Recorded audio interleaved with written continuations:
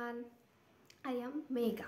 Before the class, we learn vocabulary and what is grammar, what is vocabulary. So, we learn about vocabulary by the topic based. When we learn topic based, we will really grow our vocabulary. So, today's class we learn about grammars. When we move on to the grammar side, we thought that how we make sentences Nanaru. and what are the parts in sentences, which role they are play. Huh? This is one of the doubt we all are have. Okay, so firstly understand a sentences is very important.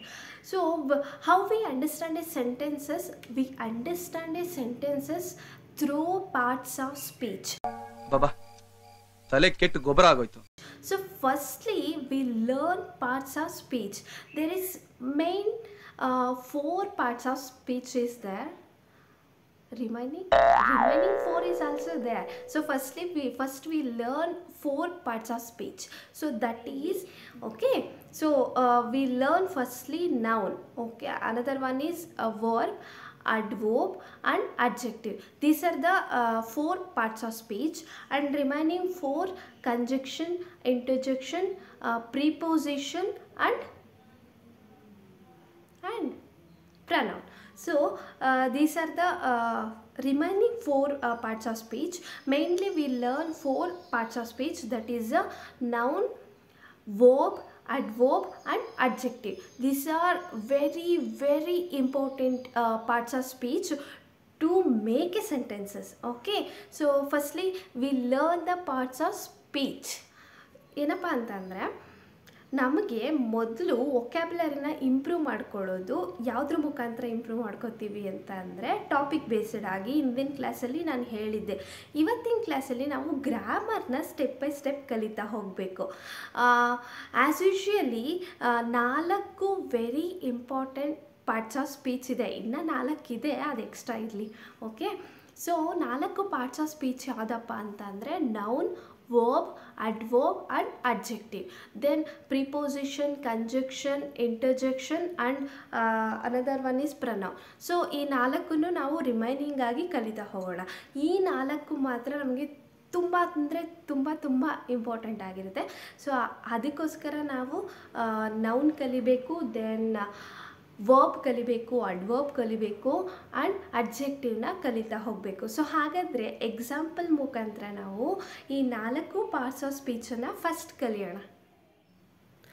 So firstly ನಾನು ಏನಂತ ಹೇಳಿದ್ದೆ, main parts of ಸ್ಪೀಚ್ನ ಕಲಿಬೇಕು ಅಂತ ಹೇಳಿದ್ದೆ. Main parts of speech 8 ಇದೆ. So ಹಾಗಾಗಿ ನಾವು ತುಂಬ ಇಂಪಾರ್ಟೆಂಟಾಗಿ 4 ಪಾರ್ಟ್ಸ್ ಆಫ್ ಸ್ಪೀಚ್ನ ಕಲಿಬೇಕು. ಅದು ಯಾವುದ್ಯಾವುದಪ್ಪ ಅಂತಂದರೆ ನಿಮಗೆಲ್ಲರಿಗೂ ಗೊತ್ತು, ಒಂದು ನೌನು, ಇನ್ನೊಂದು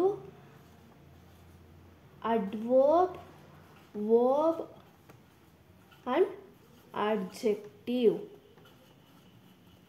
So these are very important parts of speech.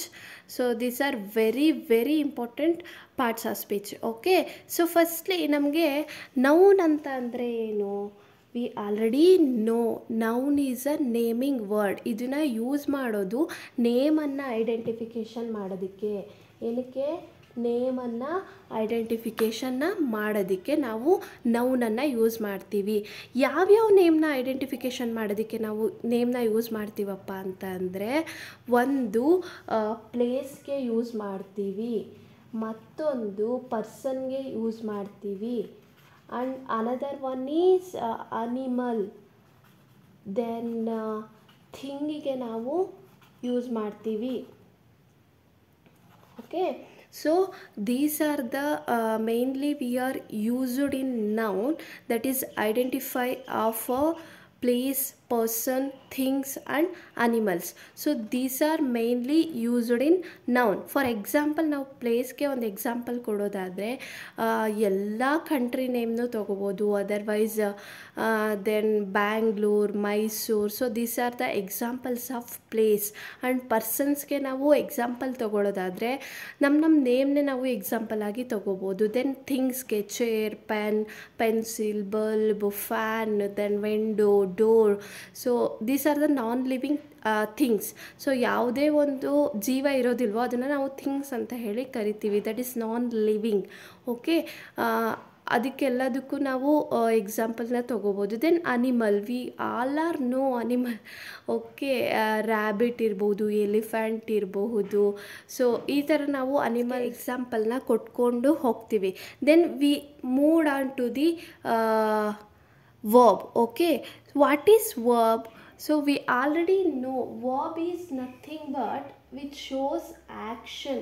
Okay, verb which show action. ಇದೇನು ಮಾಡುತ್ತೆ, ಆ್ಯಕ್ಷನ್ನ ಶೋ ಮಾಡುತ್ತೆ. ಸೊ ನಮಗೆಲ್ಲರಿಗೂ ಗೊತ್ತು, ಈಟ್ ಇರ್ಬೋದು. ಡೈಲಿ ರುಟೀನಲ್ಲಿ ನಾವು ಊಟ ಮಾಡ್ತೀವಿ, ಈಟ್. ದೆನ್ ಸ್ಲೀಪ್ ಇರ್ಬೋದು, ಜಂಪ್ ಇರ್ಬೋದು, ಆಮೇಲೆ ಡ್ರೈವ್ ಇರ್ಬೋದು. ಈ ರೀತಿಯಾಗಿ ಆ್ಯಕ್ಷನ್ನ ಶೋ ಮಾಡೋದು ವರ್ಡ್ಗೆ ನಾವು ಏನಂತ ಹೇಳಿ ಕರಿತೀವಿ ಗೊತ್ತಾ? ವರ್ಬ್ ಅಂತ ಹೇಳಿ ಕರಿತಾ ಹೋಗ್ತೀವಿ. ಸೊ ಈ ವರ್ಬಲ್ಲಿ ಕೆಲವೊಂದು ಟೈಪ್ಸ್ ಕೂಡ ಇದೆ. ಸೊ ಅದನ್ನು ನಾವು ನೆಕ್ಸ್ಟ್ ಕ್ಲಾಸಸ್ಸಲ್ಲಿ, ಬೇರೆ ಕ್ಲಾಸಸ್ಸಲ್ಲಿ ಕಲಿತಾ ಹೋಗೋಣ. ಹಾಗಾದರೆ then what is adverb? Adverb ಅಂದರೆ ಏನೂ ಇಲ್ಲ, ಈ ವರ್ಬ್ ಇದೆಯಲ್ವಾ, ಸೊ ಈ ವರ್ಬ್ನ ಸ್ವಲ್ಪ ಡಿಸ್ಕ್ರೈಬ್ ಮಾಡಿ ಹೇಳುತ್ತೆ adverb. Okay, so adverb is describes verb. Okay, adverb ಏನು ಮಾಡುತ್ತೆ, ವರ್ಬ್ನ ಡಿಸ್ಕ್ರೈಬ್ ಮಾಡುತ್ತೆ. ವರ್ಬ್ನ ಅಡ್ವರ್ಬ್ ಏನು ಮಾಡುತ್ತೆ, ಡಿಸ್ಕ್ರೈಬ್ ಮಾಡ್ತಾ ಹೋಗುತ್ತೆ. ಸೊ ಯಾವ ರೀತಿ ಡಿಸ್ಕ್ರೈಬ್ ಮಾಡುತ್ತೆ ಅಂದರೆ, for example, she is looking beautifully ಅಂತ ಹೇಳಿ ಕರಿತೀವಿ. ಓಕೆ, ಸೊ ಅಲ್ಲಿ ನಾವು ಕೆಲವೊಂದು ಈಸಿ ಮೆಥಡ್ ಅಂದರೆ ಏನಂದರೆ, ಯಾವುದೋ ಒಂದು ಅಡ್ಜೆಕ್ಟಿವ್ ಇರುತ್ತೆ, ಅದು LY ಸೇರಿಸ್ಕೊಂಡಿರುತ್ತೆ. ಓಕೆ, ಈಗ ಬ್ಯೂಟಿಫುಲಿ, ಸ್ಮಾರ್ಟ್ಲಿ. ಸೊ ಈ ಥರದ್ದೆಲ್ಲ ನಾವು ಯಾವಾಗ ಕಲಿತಾ ಹೋಗ್ತೀವಪ್ಪ ಅಂತ ಅಂದರೆ ಅಡ್ವರ್ಬಲ್ಲಿ ಕಲಿತಾ ಹೋಗ್ತೀವಿ. ಸೊ ಅಡ್ಜೆಕ್ಟಿವ್ ಅಂತ ಅಂದರೆ ಒಂದು ಕ್ವಾಲಿಟಿಯನ್ನು ತಿಳಿಸೋದು, ಯಾವುದೋ ಒಂದು ಪರ್ಸನ್ ಕ್ವಾಲಿಟಿನ ತಿಳಿಸೋದಕ್ಕೆ ನಾವು ಅಡ್ಜೆಕ್ಟಿವ್ ಅಂತ ಹೇಳಿ ಕರಿತೀವಿ.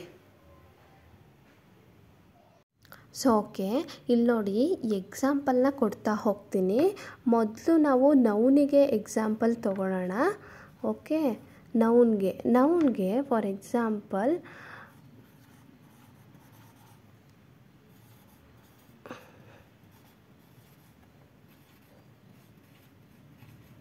ಸೊ ಇಲ್ಲಿ ರಾಮ್ ಡ್ರೈವ್ಸ್ ಎ ಕಾರ್ ಅಂತ ಇದೆ. ಓಕೆನಾ? ಸೊ ಇದರಲ್ಲಿ ನಾವು ನೌನ್ನ ಐಡೆಂಟಿಫಿಕೇಷನ್ ಮಾಡಬೇಕು ಅಂತಂದರೆ ಯಾವುದನ್ನು ಐಡೆಂಟಿಫಿಕೇಷನ್ ಮಾಡ್ತೀವಿ? ಎಸ್, ಸೊ ರಾಮ್ ಅನ್ನೋದನ್ನು ನಾವು ಐಡೆಂಟಿಫಿಕೇಷನ್ ಮಾಡ್ತೀವಿ. ಇಲ್ಲಿ ರಾಮ್ ಅನ್ನೋದು ಒಂದು ನೌನ್ ಆಗಿರುತ್ತೆ. It is name of A person. Okay, so ಇದು ನೇಮ್ ಆಫ್ ಎ ಪರ್ಸನ್ ಆಗಿರುತ್ತೆ. ದೆನ್ ನಾವು ವರ್ಬ್ನ ಐಡೆಂಟಿಫಿಕೇಷನ್ ಮಾಡೋದಾದರೆ ವರ್ಬ್ ಕಡೆ ಬರೋಣ. ಓಕೆ, ಸೇಮ್ ಸೆಂಟೆನ್ಸಲ್ಲಿ ನಾವು ರಾಮ್ ಡ್ರೈವ್ ಎ ಕಾರ್.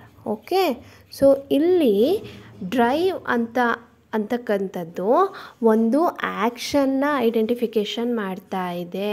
ಹಾಗಾಗಿ ನಾವು ಇದನ್ನು ವರ್ಬ್ ಅಂತ ಹೇಳಿ ಕರಿತೀವಿ. So underline that word is verb.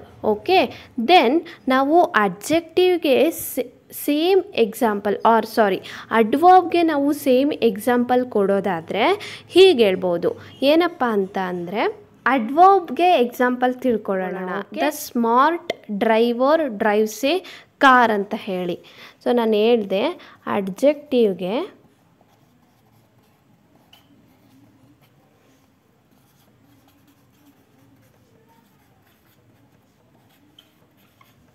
Small driver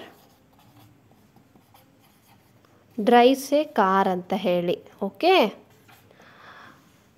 so ಇಲ್ಲಿ ಸ್ಮಾಲ್ ಅಲ್ಲ ಸ್ಮಾರ್ಟ್ ಅಂತ ತಗೊಳ್ಳೋಣ. Okay, so smart driver drives a car ಅಂತ ಹೇಳಿ. ಸೊ ಇಲ್ಲಿ ಸ್ಮಾರ್ಟ್ ಅಂತ ಅನ್ನೋದು ಒಂದು ಅಡ್ಜೆಕ್ಟಿವ್. ಸೊ ಅಡ್ಜೆಕ್ಟಿವ್ಗೆ ಅನದರ್ ಎಕ್ಸಾಂಪಲ್ ಹೇಳೋದಾದರೆ ವೈಸ್ ಹೇಳ್ಬಹುದು, ಇಂಟೆಲಿಜೆಂಟ್ ಹೇಳ್ಬೋದು. ಸೊ ಒಂದು ಕ್ವಾಲಿಟಿನ ತಿಳಿಸೋ ಅಂಥದ್ದೇ ಅಡ್ಜೆಕ್ಟಿವ್ ಅಂತ ಹೇಳಿ. ಓಕೆ, ಸೊ ಇಲ್ಲಿ ನಾವು ಅಡ್ಜೆಕ್ಟಿವ್ನ ರೆಕಗ್ನೈಸ್ ಮಾಡೋದಾದರೆ, ಸೊ ಇಲ್ಲಿ ಅಡ್ಜೆಕ್ಟಿವ್ ಅನ್ನೋದು ಸ್ಮಾರ್ಟ್. ಇದು ಅಡ್ಜೆಕ್ಟಿವ್ಗೆ ಎಕ್ಸಾಂಪಲ್ ಆಗ್ತಾ ಹೋದರೆ, ಸೊ ನೆಕ್ಸ್ಟ್ ನಾವು ಅಡ್ವರ್ಬ್ ಬಗ್ಗೆ ತಿಳ್ಕೊಳ್ಳೋಣ. What is adverb? Adverb is nothing but which describe A verb. Adverb ಅಂತ ಅಂದ್ರೇನಿಲ್ಲ, ಅದು ವರ್ಬ್ನ ಡಿಸ್ಕ್ರೈಬ್ ಮಾಡ್ತಾ ಹೋಗುತ್ತೆ. ಹೇಗೆ? ಎಕ್ಸಾಂಪಲ್, ನಾವಿಲ್ಲಿ 3 ರೀತಿಯಾದ ಎಕ್ಸಾಂಪಲ್ಸ್ನ ಅಡ್ವರ್ಬಲ್ಲಿ ನೋಡ್ತಾ ಹೋಗ್ಬೋದು. For example, the first one is, ಇಲ್ಲಿ ನೋಡಿ, the smart driver drives a car smartly ಅಂತಿದೆ. ಸೊ ಇಲ್ಲಿ ಅಡ್ವರ್ಬ್ ಅಂತ ಅಂದರೆ ಡ್ರೈವರು ಹೇಗೆ ಕಾರ್ನ ಡ್ರೈವ್ ಮಾಡ್ತಿದ್ದಾನೆ ಅಂತ ಹೇಳಿ.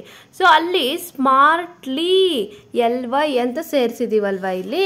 ಸೊ ಈ ಸ್ಮಾರ್ಟ್ಲಿ ಅಂತ ಅನ್ನೋದು ಡ್ರೈವರ್ ಹೇಗೆ ಕಾರ್ ಡ್ರೈವ್ ಮಾಡ್ತಿದ್ದಾನೆ ಅನ್ನೋದಕ್ಕೆ ಎಕ್ಸಾಂಪಲ್ ಆಗುತ್ತೆ. ಸ್ಮಾರ್ಟ್ಲಿ ಅನ್ನೋದು ಒಂದು ವರ್ಬನ್ನು, ಅಂದರೆ ಡ್ರೈವನ್ನು ಇಲ್ಲಿ ಡಿಸ್ಕ್ರೈಬ್ ಮಾಡ್ತಾ ಇದೆ.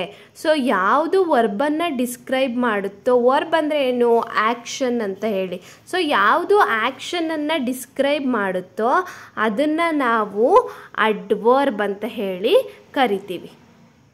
ಸೊ ಹಾಗೆಯೇ ಇಲ್ಲಿ ಸೆಕೆಂಡು ಯಾವುದಪ್ಪ ಅಂದರೆ, the extremely smart driver drives a car smartly ಅಂತಂದರೆ ಇಲ್ಲಿ ಎಕ್ಸ್ಟ್ರೀಮ್ಲಿ ಸ್ಮಾರ್ಟ್ ಡ್ರೈವರ್ ಹೇಗೆ ಕಾರ್ನ ಡ್ರೈವ್ ಮಾಡ್ತಿದ್ದಾರೆ ಅಂದರೆ ತುಂಬ ಸ್ಮಾರ್ಟಾಗಿ ಡ್ರೈವ್ ಮಾಡ್ತಾ ಇದ್ದಾರೆ ಅಂತೇಳಿ.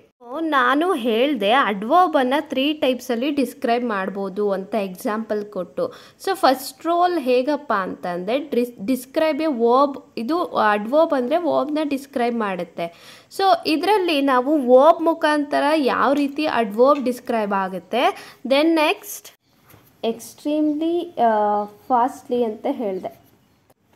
Next second one describe adjectives ಹೇಗೆ ಅಂತ ಹೇಳಿ. ಸೊ ಇದರಲ್ಲಿ the extremely smart driver drives a car smartly, ಇದರಲ್ಲಿ ಎಕ್ಸ್ಟ್ರೀಮ್ಲಿ ಅನ್ನೋದು ಅಡ್ವರ್ಬ್ ಆಗಿರುತ್ತೆ. ದೆನ್ ಸ್ಮಾರ್ಟ್ ಅನ್ನೋದು ಅಡ್ಜೆಕ್ಟಿವ್ ಆಗಿರುತ್ತೆ. ಡ್ರೈವರ್ ಅನ್ನೋದು ನೌನ್, ಡ್ರೈವ್ಸ್ ಅನ್ನೋದು verb, a car is a noun and smartly it is also a adverb.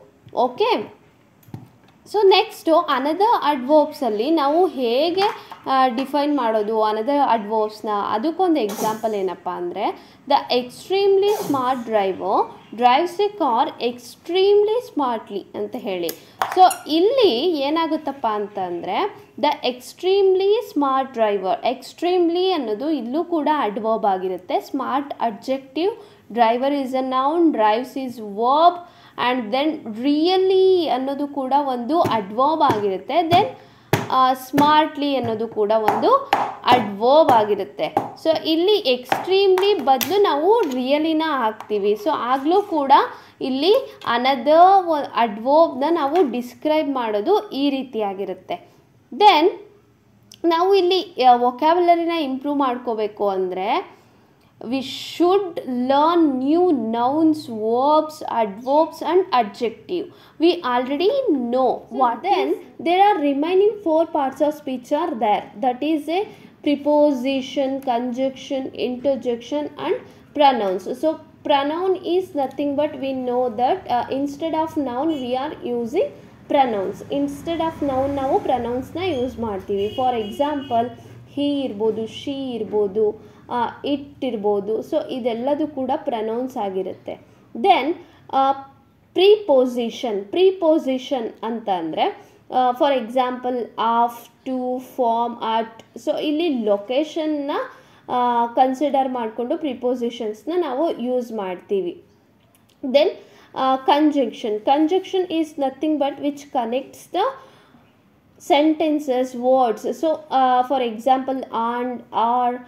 So Rama and Ramana are the good friends. So ಇಲ್ಲಿ and ಅನ್ನೋದು ಎರಡು ವರ್ಡ್ಸ್ನ ಏನು ಮಾಡ್ತಾ ಇದೆ ಅಂದರೆ ಕನೆಕ್ಟ್ ಮಾಡ್ತಾ ಇದೆ. So that is called as conjunction. Okay, then last one is a interjection. Interjection is nothing but a sudden feeling. When we have a sudden feeling, we should talk or we should speak like this: oh wow, hooray, like that. Taj Mahal is very beautiful. So ಈ ರೀತಿಯಾಗಿ ನಾವು ಇಂಟರ್ಜೆಕ್ಷನ್ನ ಹೇಳ್ತೀವಿ. Interjection ಅಂದರೆ ಏನಿಲ್ಲ, sudden feeling, ಒಂದು ಆಶ್ಚರ್ಯವಾಗಿ ನಾವು ಹೇಳೋದು, ಯಾವುದೋ ಒಂದನ್ನು ಆಶ್ಚರ್ಯವಾಗಿ ಹೇಳೋದಕ್ಕೆ ಇಂಟರ್ಜೆಕ್ಷನ್ ಅಂತ ಹೇಳಿ ಕರಿತೀವಿ. ಫಾರ್ ಎಕ್ಸಾಂಪಲ್ ನಾನು ಹೇಳಿದೆ, ಫಾರ್ ಎಕ್ಸಾಂಪಲ್ ಯಾವಾಗೋ ಒಂದ್ಸಲಿ ತಾಜ್ ಮಹಲ್ ಮುಂದೆ ಹೋಗಿ ನಿಂತ್ಕೊಂಡಾಗ ತಾಜ್ ಮಹಲ್ ನೋಡಿದ ತಕ್ಷಣ ನಮಗೊಂದು ಫೀಲ್ ಬರುತ್ತೆ, ವಾವ್ ಸೂಪರ್ಬ್ ಅಂತನೋ, ಹುರ್ರೆ ಯಾವುದಾದ್ರೂ ಒಂದು ಮ್ಯಾಚ್ ವಿನ್ ಆದಾಗ oh I won the match ಅಂತನೋ. ಸೊ ಈ ರೀತಿಯಾಗಿ ನಾವು ಒಂದು ಸ್ಪೀಕ್ ಮಾಡೋದನ್ನ ಇಂಟರ್ಜೆಕ್ಷನ್ ಅಂತ ಹೇಳಿ ಕರಿತೀವಿ. ಸೊ ಇಲ್ಲಿಗೆ ಇಷ್ಟು ಇನ್ಫಾರ್ಮೇಷನ್ ಸಾಕು. ಸೊ ನೆಕ್ಸ್ಟ್ ಕ್ಲಾಸಲ್ಲಿ ನಾವು ಗ್ರಾಮರ್ ಬಗ್ಗೆ ಇನ್ನೊಂದಷ್ಟು ಇನ್ಫಾರ್ಮೇಷನ್ಸ್ನ ತಿಳ್ಕೊಳ್ಳೋಣ ಅಂತ ಹೇಳ್ತಾ ಈ ವಿಡಿಯೋಗೆ ನಾನು ಇಲ್ಲಿಗೆ ವಿರಾಮ ಹೇಳ್ತಾ ಇದ್ದೀನಿ. ಎಲ್ರಿಗೂ bye bye. Watch the video, share, subscribe and comment the video. Thank you so much. Bye bye.